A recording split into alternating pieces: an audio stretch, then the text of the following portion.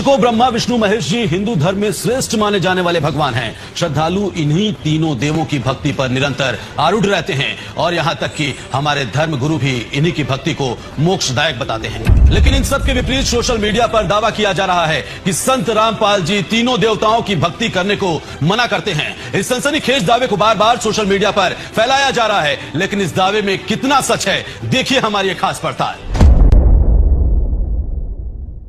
ये ब्रह्मा विष्णु महेश रजगुण ब्रह्मा जी, सतगुण विष्णु, तमगुण शिव जी, इनकी पूजा नहीं करनी चाहिए। ब्रह्मा विष्णु महेश ये पूज्य नहीं है। पूज्य में ये पूजने योग्य नहीं है। भक्ति इष्ट रूप में इनकी भक्ति करने योग्य नहीं है। ब्रह्मा विष्णु महेश रजगुण ब्रह्मा, सतगुण विष्णु, तमगुण शिव जी जो इनकी पूजा करते हैं वो कभी मुक्ति प्राप्त नहीं कर सकते।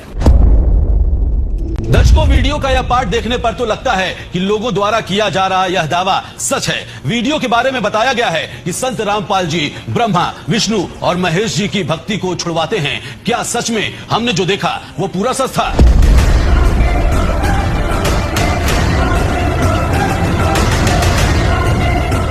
दर्शकों, पहली नजर में यह दावा बिल्कुल सच लग रहा था, लेकिन फिर भी हमारी टीम ने तय किया कि सच्चाई की तह तक जाना बेहद जरूरी है और इसकी पड़ताल शुरू की।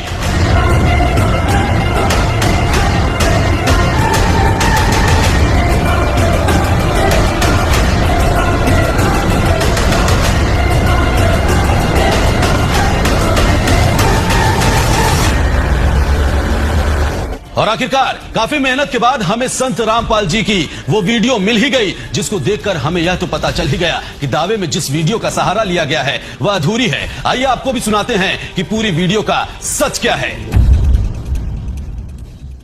ब्रह्मा विष्णु महेश को हम छुड़वा सकते हैं? हम कोई बालक है? तीनों देवा कमल दल बसे, ये ब्रह्मा विष्णु महेश, प्रथम इनकी वंदना फिर सुन सतगुरु उपदेश। अब दास ने एक शब्द और बोला था कि ब्रह्मा विष्णु महेश पूजा के योग्य नहीं है, ये अविनाशी नहीं है। अब ये बातें विशेषकर पवित्र हिंदू समाज में आसानी से स्वीकार्य नहीं है, लेकिन स्वीकार करनी पड़ेगी क्योंकि और विकल्प अब रहा नहीं।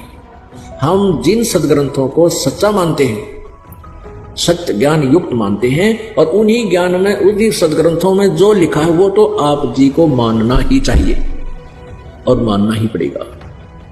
उसको भी नहीं मानते हो तो फिर आप भक्ति लाइन के व्यक्ति नहीं हो, आप ड्रामा कर रहे हो। आज तक हम ब्रह्मा विष्णु महेश जी को अविनाशी मानते थे, अजर व अमर मानते थे। इनसे ऊपर कोई देव नहीं, कोई मालिक नहीं, इनके कोई माता पिता नहीं, ऐसा हम मानते से क्योंकि हम सुनते आ रहे थे लोक वेद से। लोक वेद होता है सुना सुनाया ज्ञान, दंत कथा, एक दूसरे का बोला हुआ ज्ञान। और वो लोक वेद यदि सदग्रंथों से मिलता है तो वो सही है, और दो सदग्रंथों से नहीं मिलता है तो वो व्यर्थ है, दंत कथा है, यूजलेस। देखो, ऐसा नहीं कह रहा दास, ना मेरे भगवान ने कहा कि ब्रह्मा विष्णु महेश बिल्कुल यूजलेस है। ये जितने सक्षम हैं, जितनी इनकी सामर्थ्य है उतना बताया है। जैसे एक स्टेट का, प्रांत का मंत्री होता है और उस मंत्री को, प्रांत के मंत्री को कोई प्रधानमंत्री मान रहा है तो वो भूल है उसकी। तो परमेश्वर ने और परमेश्वर से प्राप्त ज्ञान से इस दास ने ये इतनी भूल मिटाई है कि जिसको आप समर्थ शक्ति मान रहे थे, श्री ब्रह्मा, श्री विष्णु, श्री शिव जी, दुर्गा आदि को, ये समर्थ नहीं है। ये केवल 21 ब्रह्मांड के अंदर एक ब्रह्मांड, 21 ब्रह्मांड इस काल के, इसमें 21 प्रांत समझ लो। एक प्रांत में ये एक एक विभाग के मंत्री हैं। रजोगुण विभाग के ब्रह्मा जी, सतोगुण विभाग के विष्णु जी, तमोगुण विभाग के शंकर जी, बस इतने मालिक है ये। महात्मा कबीर जी आदरणीय गिरिदास साहिब जी को सतलोक लेकर गए थे। वह सब सतीथि से परिचित कराकर, ब्रह्मा विष्णु महेश की परिचित सतीथि से परिचित कराकर वापस छोड़ दिया।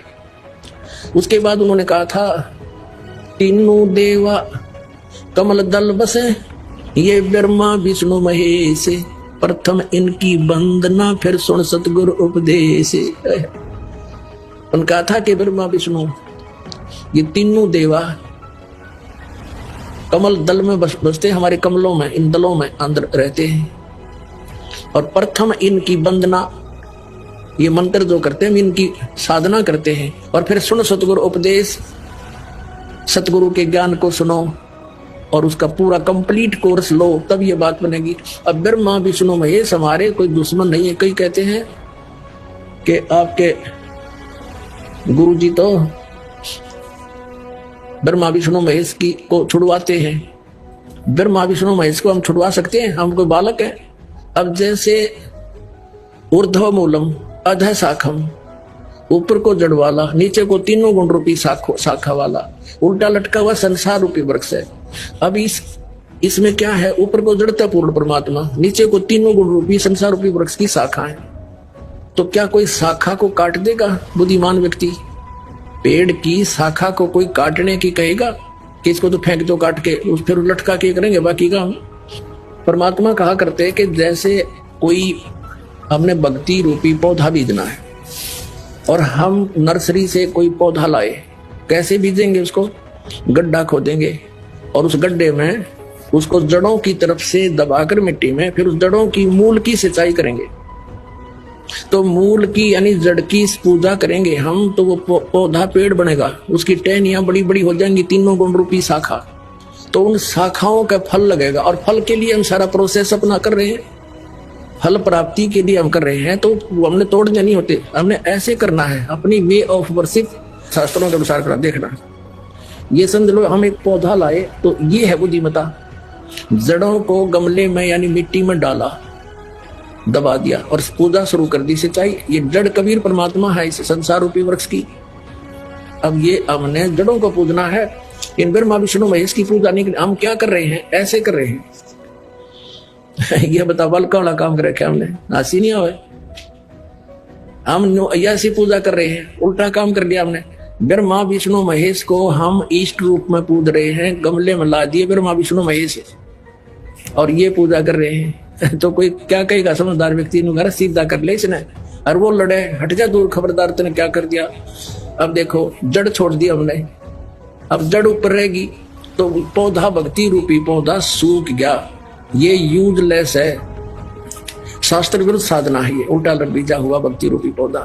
और हमने ऐसे करने को कहा, तो इसमें इसकी पूजा करेंगे भगवान कबीर साहब की, फिर हमारे शास्त्र अनुकूल कर्म बनेंगे। अब इसका प्रमाण देते हैं। अपने आत्मा परमात्मा ये कहा करते, तुम साधना ठीक करो। अब जैसे आप किसी फैक्ट्री मालिक की नौकरी कर रहे हो, तो नौकरी उसकी कर रहे हो, आपकी हाजिरी लगकर, तनख्वाह बनकर कैशियर के पास आती है, अकाउंटेंट के पास आती है। अब तनख्वाह तो देंगे अकाउंटेंट और वो कैशियर, लेकिन वो देंगे आपका वर्क डन, और वो भी उस मालिक की मजदूरी करोगे। तो यदि उस आप लागे अकाउंटेंट और कैशियर की जूते साफ कर, उसकी प्लेट धोना, हुआ नौकरी दी छोड़े आपने, वो खा के देंगे आपको, लोग भाज्य तो चाह बिना प्याऊ टाइम पे। तो इसी प्रकार हमने पूजा तो करनी है, मजदूरी तो करनी, इस रूप में तो पूजना परमपिता को, कबीर साहब को, और फिर उससे बनेंगे हमारे शास्त्र अनुकूल जितने भी शुभ संस्कार फिर देंगे। यही यहाँ पर जब तक आप यहाँ रहोगे तो यहाँ के ये प्रधान है, इन्होंने हमारा वर्क डन देना है।